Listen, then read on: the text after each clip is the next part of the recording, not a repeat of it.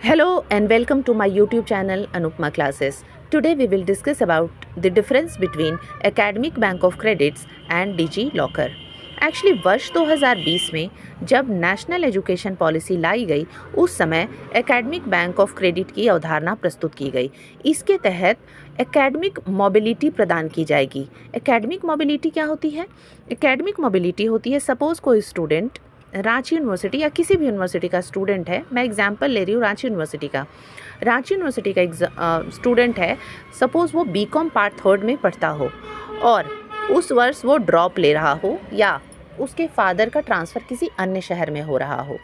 पहले क्या होता था, अगर आप रांची में पढ़ते हैं, रांची के स्टूडेंट हैं रांची यूनिवर्सिटी के, और आप पटना जाते हैं तो आपको पटना यूनिवर्सिटी में पार्ट 1 से एडमिशन लेना पड़ेगा, जबकि आप पार्ट थर्ड के स्टूडेंट थे।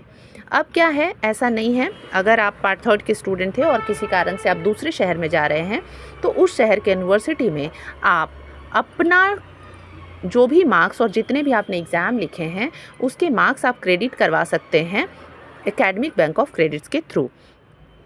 इसके अलावे अगर आपने ड्रॉप किया है, बीकॉम पार्ट थर्ड में है, पार्ट 1 में है, जिस भी ईयर में हैं आपने जितने भी सेमेस्टर के एग्ज़ाम दिए हैं, किसी कारण से आप ड्रॉप कर रहे हैं तो आपके marks as it is credit कर दिए जाएंगे और जब भी आप अपनी पढ़ाई रिज्यूम करते हैं उसके बाद आपके मार्क्स को क्रेडिट कर दिया जाएगा। तो ये सुविधा नेशनल एजुकेशन पॉलिसी वर्ष 2020 से मुहैया कराया गया है। साथ ही एक और अवधारणा है डिजी लॉकर, ये इससे डिफरेंट है।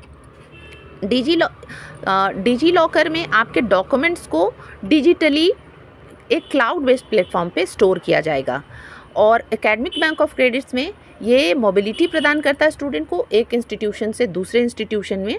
अगर आप दाखिला लेते हैं तो आपके marks as it is credit कर दिए जाएंगे।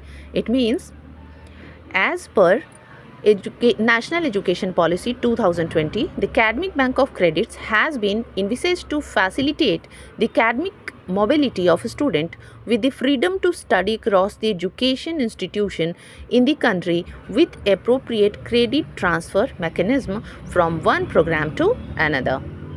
If the student changes school, whether within the state or to the another state, all their data in the ABC get transferred to his new school just by sharing APAAR ID. DigiLocker is a cloud-based platform that allows user to store, issue and verify documents and certificate digitally.